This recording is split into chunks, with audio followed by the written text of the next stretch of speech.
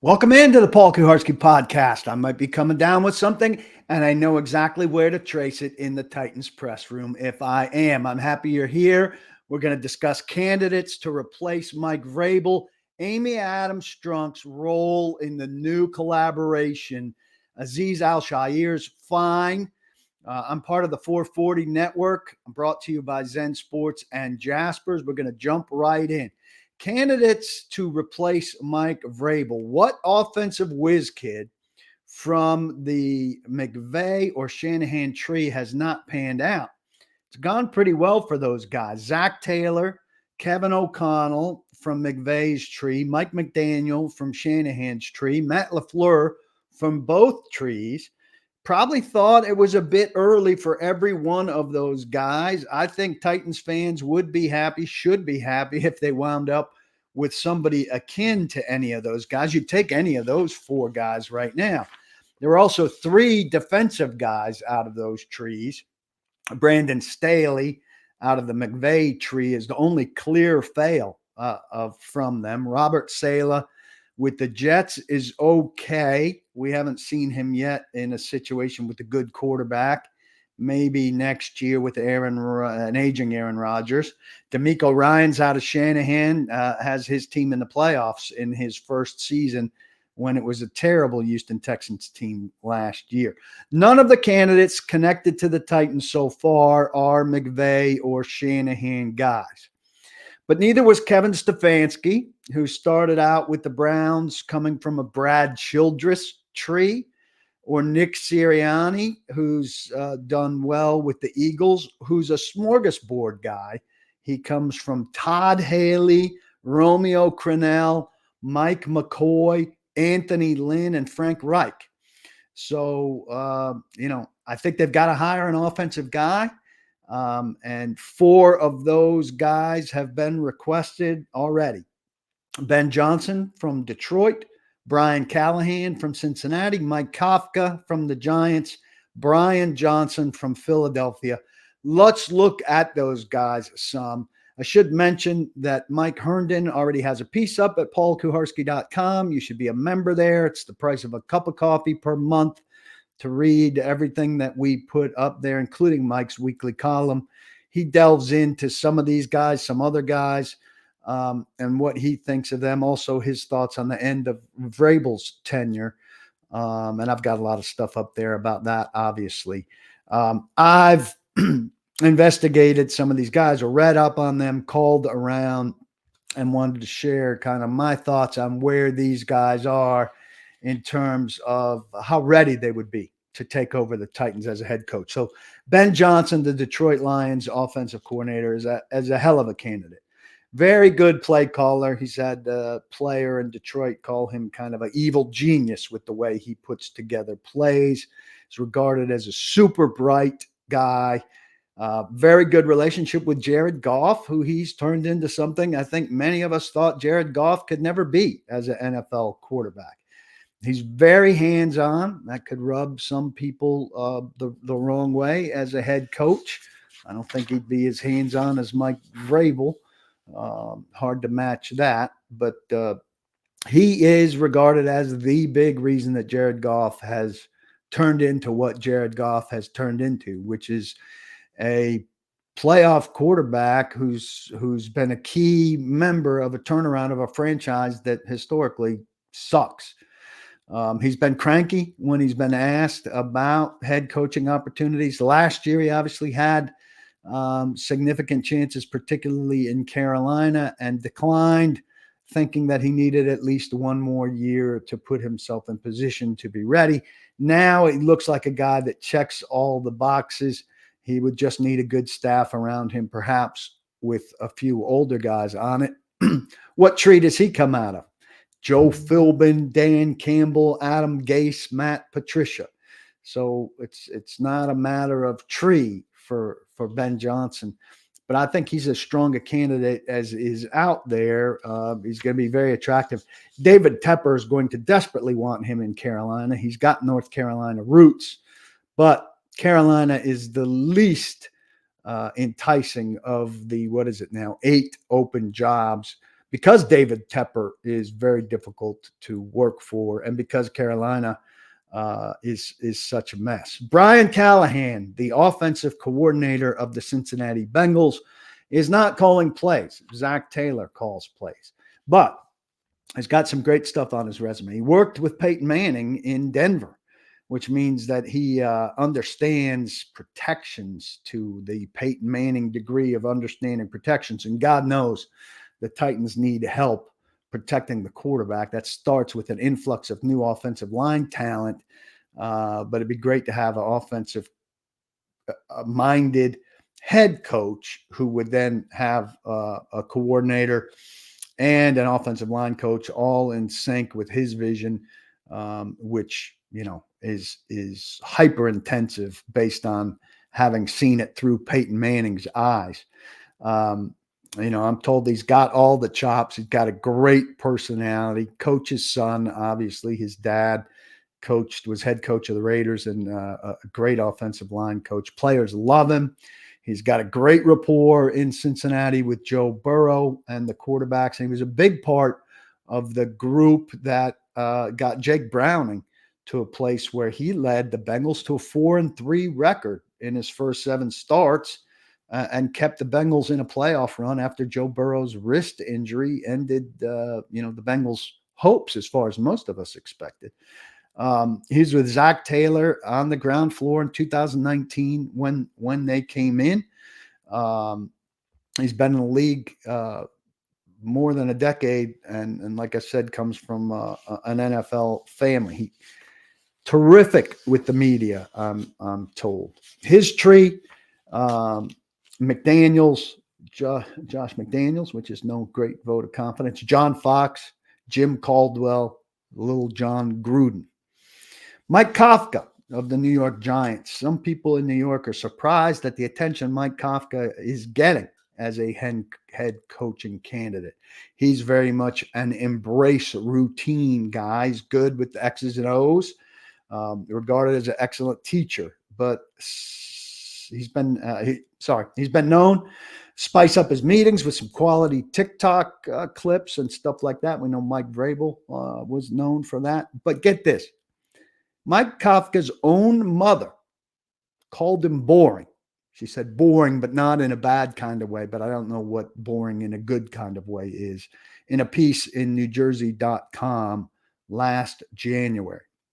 He's quiet around the media, bland and short, doesn't sound like a face of the organization guy to me. It's from the Andy Reid tree, and Andy Reid loved him as a teacher in Kansas City. So he's got a nice background, but does not sound like the guy you'd want to be replacing Mike Vrabel as the face of the organization, the public face of the organization. Brian Johnson is the offensive coordinator of the Philadelphia Eagles. He's only got 3 years in the NFL. He's just finishing his first year as a play caller.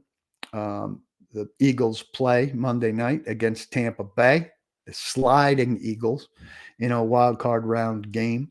He's been their quarterback coach since 2001. So he had Jalen Hurts in that capacity for 2 years, and as his offensive coordinator for this year. Previously, he was a college guy, coached at Florida, at Houston, at Mississippi State, and at Utah. So it's not all an offensive coordinator issue, but Philadelphia is down from last year, and they've obviously finished the season very poorly this year. They're down from 3rd to 8th in total offense this year. They're down 2.6 points per game, almost a field goal. I watched some of his press conference, his what's today? Thursday press conference. Seemed pretty good. He's speaking obviously narrowly, largely about Jalen Hurts. Very early for a guy who's only been in the NFL for 3 years, though. He comes from the Dan Mullen tree, was with him at Mississippi State and Florida. Defensive guys, the Titans have put in requests for Antonio Pierce from Las Vegas, Dan Quinn from Dallas, Aaron Glenn from Detroit, Mike McDonald from Baltimore. Dan Quinn, had a great run in Atlanta before all of his offensive people left, and that was Kyle Shanahan and two of his ace people that were with him. I don't know how you put that back together. And I think Quinn's pretty closely connected to that Seattle job at the start here. Mike Macdonald is regarded by some people I've talked to as maybe the best of the first time candidates out there. But we know, those of us who've watched the Titans closely during Mike Vrabel's 6 years, that the question comes, who's your offensive coordinator? And then, what do you do if your offensive coordinator has success for 2 years and gets hired away? You've got to constantly have a stable coming up under that guy, capable of taking over for that guy. And, look, if you're good and your coordinator's good, it sounds nice that you keep processing coordinators, but it's a very difficult thing to do. And, teams usually hire opposite of what they've had. Titans haven't had a dynamic offense with the exception of that one patch with Arthur Smith before they blew it with A.J. Brown. It'd be great to see them go offensive, but is the fourth offensive coach better than the first or second defensive coach? You have to consider things like that as well. So I don't think they could say, we're absolutely going to have an offensive coach. Certainly like them to lean that way. Let's look at some more offensive coaches who certainly are out there and who we've talked about considering on Sports Talk Radio and the like, but who the Titans haven't necessarily put in a request for yet. Frank Smith, the offensive coordinator of the Dolphins. He's not calling plays with Mike McDaniel. He's regarded as smart and efficient, not a Vrabel type in terms of leadership by any means. It's not his offense. So I talked to somebody down there who said, the idea that he's an offensive whiz is not entirely accurate. And they think he may be a couple years away from ready. But again, Zach Taylor was a couple years away from ready. Matt LaFleur was a couple years away from ready. Mike McDaniel was regarded as a couple years away from ready. Next logical step for him, obviously, would be to be an offensive coordinator, play caller. And maybe, one of these guys we're talking about will end up the play caller for whoever the Titans head coach is, one of these guys that doesn't have play calling responsibility right now. Bobby Slowik, the offensive coordinator with the Texans, has done great work with CJ Stroud this year. And he is connected to Rand Carthon because he was in San Francisco before this year. He is a Shanahan guy. He's further down the road than Frank Smith in terms of being ready, but he also probably could use some more time. He's got a varied resume. He worked on the defensive side of the ball even at the beginning of his time in San Francisco. So he's got more of a 360-degree look at the league in his time in the league. Talked to somebody that doesn't see him leaving after one season as a play caller, said he's a good guy, not a great quote, very analytical. Dave Canales from Tampa Bay has resurrected Baker Mayfield's career, which is quite a job, and he deserves an incredible amount of credit. I think he'd be a good candidate for assistant coach of the year in the NFL this year. He is a product of Pete Carroll and was qualified to me by somebody as a reincarnation of Pete Carroll with that kind of vibe, a high energy guy who wakes up every day and feels like he's looking at 1st and 10. Resurrected Mayfield, but it's his first time calling plays since the mid 2000s in high school. His body of work and the way he operates, one person I talked to said, might be better suited to being a head coach than an offensive coordinator, which is interesting. Tone setter, who is a good listener, who relates to people and brings a positive message all of the time. That might strike the Titans as a lot different than Mike Vrabel, who could be grumpy and a tone setter sometimes with a negative tone and a bad mood. Could be premature. Again, this is a guy that it might be early for. He's likely to interview well, and his tree, Pete Carroll. This is where I remind you, please, to like, subscribe, and review. Do whatever you can if you're here watching on YouTube to help the cause, or wherever you're consuming this fine podcast. Please do the same. Thanks in advance for helping the cause of the Paul Kuharsky podcast and paulkuharsky.com, which you can subscribe to for the very low cost of $5.99 a month, or you can get a year's worth of product here for 12 months for the price of 11. You won't regret it.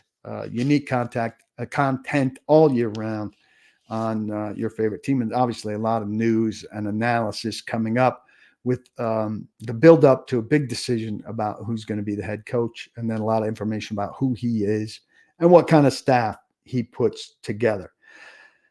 What kind of quality is the Tennessee Titans head coaching job? A lot of people poo-poo it, I think, too much. Look, the Chargers head coaching job is a really good head coaching job because they got a great quarterback in Justin Herbert.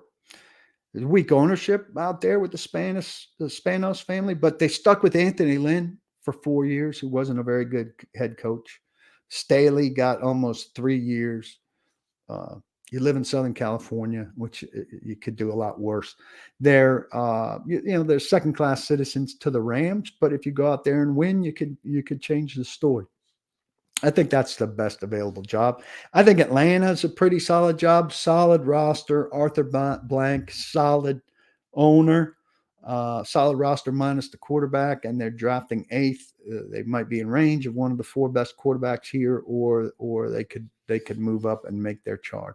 Washington with a new owner, deep pockets, probably gives amazing resources and can promise you the world. I think the Titans fit in right after that. The newcomer's going to have to like Rand Carthon and want to collaborate, buy into this collaborative view that the Titans have, get a better translation of it from Amy Adams Strunk than she offered in the statement that she gave, and in the little hostage tape that she did with Mike Keith. But Rand seems to have a solid reputation around the league, and I think these candidates will find friends who say good things about him. Tougher jobs than the Titans. I mean, New England, I would think, is going to be Mike Vrabel or Mayo. You don't want to be the guy who replaces Bill Belichick. You got to have a big kind of ego to handle that. And how deeply are they going to look beyond those 2 guys? I don't know. 3 jobs strike me as not fantastic. The Raiders change coaches constantly, and Mark Davis seems pretty clueless. And I think Antonio Pierce should get that job, but I don't know that he will. Seattle, you're living off in the corner of America. You got to be willing to do that. John Schneider seems like he'll be pretty powerful now after, Pete Carroll for years and years had the upper hand of power there. So I don't think it's a bad job, but and Carolina's obviously a terrible job. Seattle's probably a better job than the Titans. Carolina's a terrible job. Nonetheless, 8 jobs. There are 8 good candidates out there for sure. The Titans should end up with a good and promising head coach, unless they blow it. And there's a little bit of a roll of the dice. Odds are you're getting a first-time head coach. And, we've seen, I listed for you early, some good first-time head coaches, especially on the offensive side of the ball. Titans luck, they'd find one who's not, who doesn't pan out like these guys have, O'Connell and LaFleur and Taylor, but they should be able to find one. I'm expecting them to find one. I'm brought to you by Zen Sports. Join Zen Sports. Go get the app.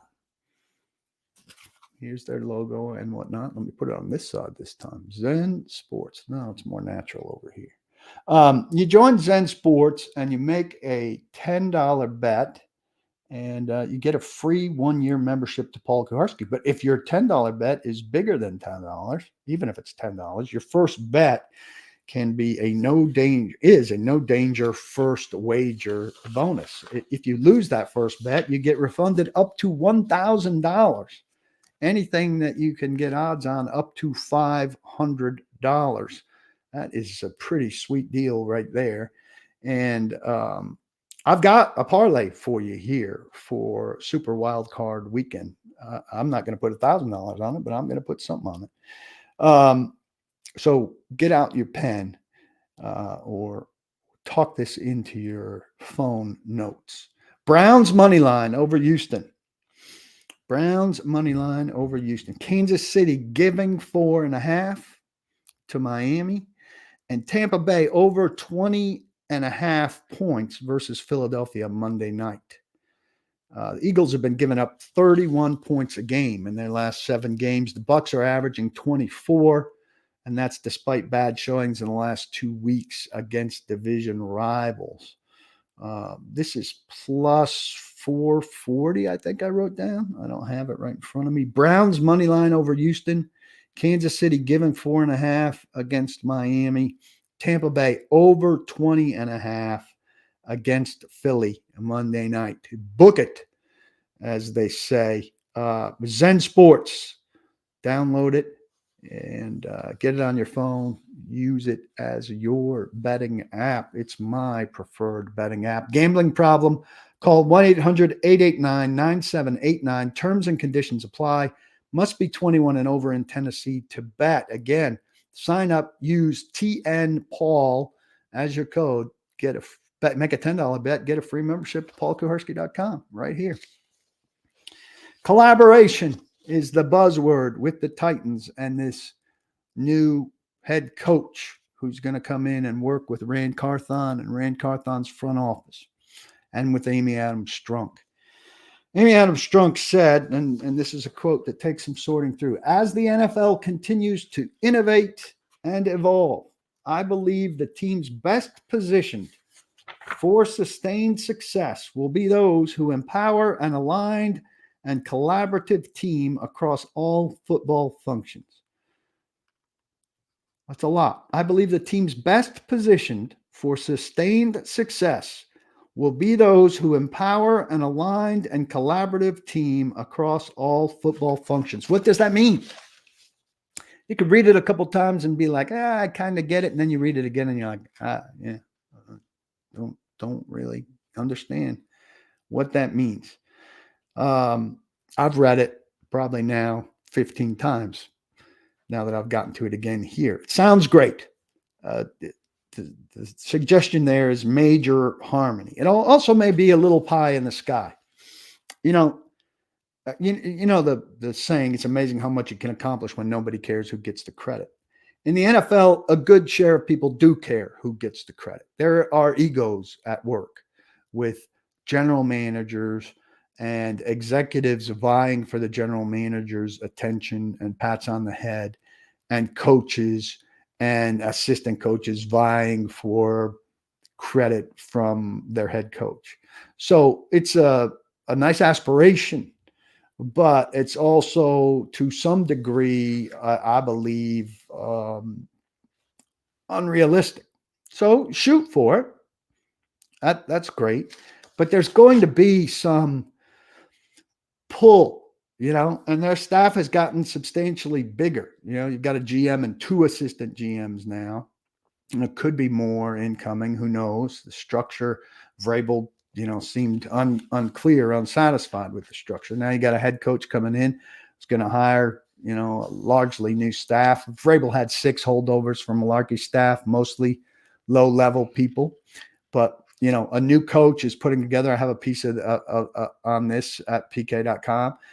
A new staff is largely put together out of guys who've been fired elsewhere, who have contracts that are up, who are unwanted.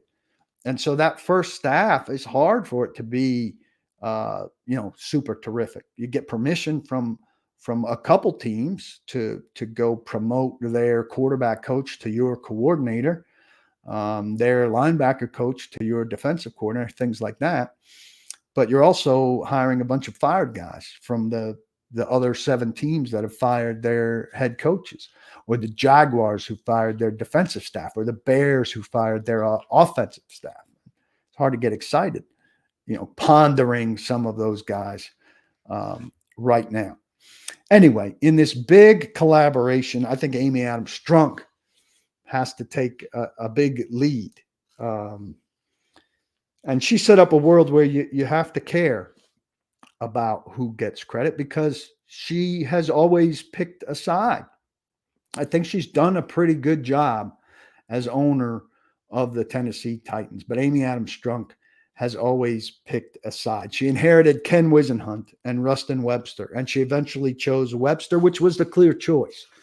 They dumped Whisenhunt and promoted Mike Mularkey, and then she became a Mularkey person. Again, seemingly the clear choice. She hired John Robinson to replace Webster in another win, and then helped him undermine Mularkey right in the middle of the team's return to the playoffs after an 8-year drought. It was sloppy and it was ugly. It was the right move, but she and Robinson mangled it and really stabbed the guy in the back right at the height of his career, an unnecessarily timed move. Then she turned on Robinson, who, was drafting horribly, but it was right after the A.J. Brown game against them and seemed very reactionary. And she stood with Vrabel for 13 months until she sided with Carthon. She's generally picked right until now, I think, but she needs to not constantly be picking. She needs to get off the seesaw. And if she's now all about collaboration, she needs to lead it, which means she can't be on somebody's side in 13 months the way she was in this last turn. Both Ran Carthon and the new coach need to be level with her now for a long stretch of time. Hiring a new coach can't be the beginning of her falling in love with the new coach and out of love with Ran Carthon.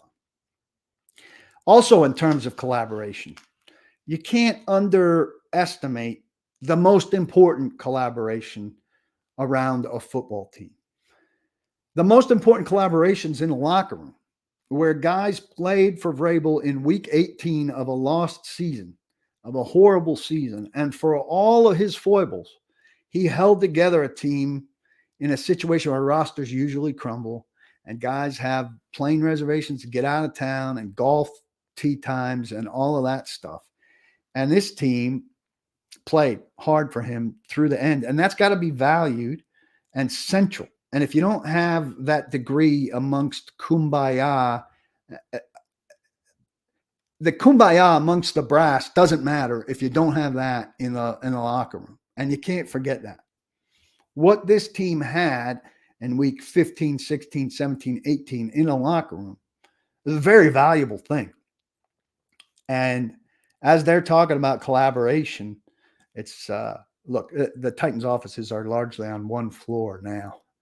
But when you talk about upstairs, you're talking about front office. You're talking about Ran Carthon and Anthony Robinson and Chad Brinker and bringing the coach into that and everybody working together. And that's great. It should work that way. But it needs to translate where you're not losing focus on the 53 guys on the roster and the 16 guys on the practice squad having a unique collaboration among them, coaching staff and players. And that's the most important collaboration.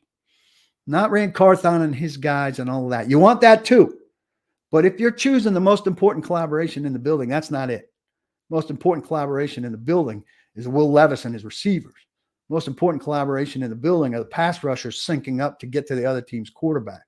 Most important collaboration in the building is the offensive coordinator designing systems and calling plays that get the Titans down the field and into the end zone in a way that they haven't visited nearly frequently enough. Don't lose track of that in the middle of all of this stuff that's now far removed from the next football game that this team plays. I'm also brought to you by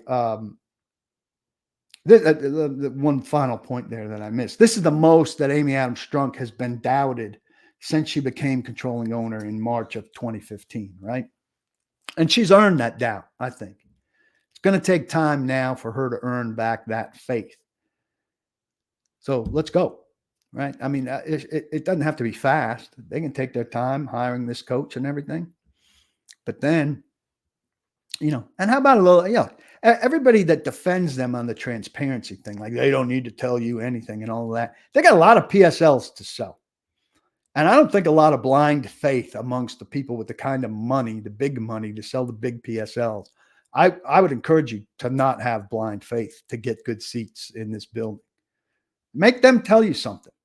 Rand Carthon couldn't express a vision for the football team. I mean, that's as minor league as it comes. It's not very hard to say. Like, we want to be an aggressive football team with an energetic coach that shows collaboration upstairs and downstairs and in the locker room and ultimately delivers this city a football team. Boom. I just put together a vision off the top of my head, and I'm not the general manager of the football team. Amy Adams Strunk basically delivered a vision between her statement and her video that Rand Carthon couldn't repeat that there's a problem there. There's a disconnect there. Get that shit together. Come on. You think that's going to sell? It's not. Jasper's is also my sponsor. Jasper's a great restaurant on West End, in between downtown and midtown. So it's a great location. There's free parking, which is a terrific thing. That is very difficult to find. You hop in there for a business lunch, a date night, a family night. You can play games, pop a shot, air hockey, things like that to pass some time. Or you can sit at the bar and listen to a podcast like I do. Go over some notes for work, catch up on some reading. Drinks are cold. Service is good. Food is delicious. It's ideal location right there in the middle of a lot of bustle if you're poking around, or probably en route to somewhere you're heading. I find it exceptionally convenient. I love good service, and they've got that. I love good food. They've got that. I love convenience. They've got that. I love free parking. They've got that. You getting the message? Stop by Jasper's. Give them a try. Tell them I sent you. I think you'll like it as much as I do. Location, quality food, quality service. Boom, boom, boom, boom. Takes everything off the list. Fines. I talked earlier this season about a dumb fine that Amani Hooker got. It was when he returned that 2-point conversion that he intercepted and went all the way down the field. Then he was celebrating with Arden Key, and his hand was taped in a certain way that it was kind of open, and they were doing some dance, and his hand came across his body, and it looked maybe somewhat like a throat slash. He got fined for a throat slash. I don't know what's become of his appeal, but at least he had a chance to express it. My thinking there was, why not let the guy, call the guy and say, hey, what's up with the throat slash? Let him explain that stuff on the front side and then decide if you're fining him, instead of just fine him and set off an appeals process. Well, Azeez Al-Shaair was fined $13,934 for roughing the passer in the third quarter on Derek Carr in the season opener in New Orleans on September 10th. I am recording this on January 11th. We saw a video of the play where the quarterback bantered with Al-Shaair after he hit him with his left forearm in the chin as he released a pass on a scramble to his left. And Carr was wearing a microphone. He was mic'd up. He said, "You got me good," Carr said when Al-Shaair kind of came over to check on him. "You got me good. Hey, it's football. We're good." Now, Carr doesn't get to dismiss the fine or the play or anything. It's probably a fine. It's probably, maybe they reduce it, maybe they don't. You know what they should do, though? They should have addressed it by January 11th. September, October, November, December, January. 4 months, an entire season of football, and Al-Shaair still has not heard back from them after appealing the fine. He's not gotten a verdict from the league. That's a ridiculously long wait. Did they lose the paperwork? I did my final check-in with Azeez on Monday. I've been checking in with them. What do you think of the NFL fine system where you get fined week 1, you appeal quickly, and you haven't heard anything back after week 18? Yeah, I don't know. Maybe backed up. I mean, if they are going to, take the fine back, then please do it as soon as possible. But if they're not, then yeah, they can keep holding off as long as they want. I don't know. Will you text me when you find out? I promise you. I've been asking you, every other week? Every week. So I got you, man. Thank you. So, Every week, I thought I was going to get a story. This is going to be surely this week. Aziz Al-Shaair will have heard from the league. Surely week 14, week 15, week 6. No. I mean, I honestly think that they lost it or they've forgotten about it. There's no way the system could be this bad where they make a guy wait an entire season on an appeal. It's absolute silliness. Go make a bet at Zen Sports. Go eat a meal at Jasper's. Don't block the box. And please be sure to lock your locks.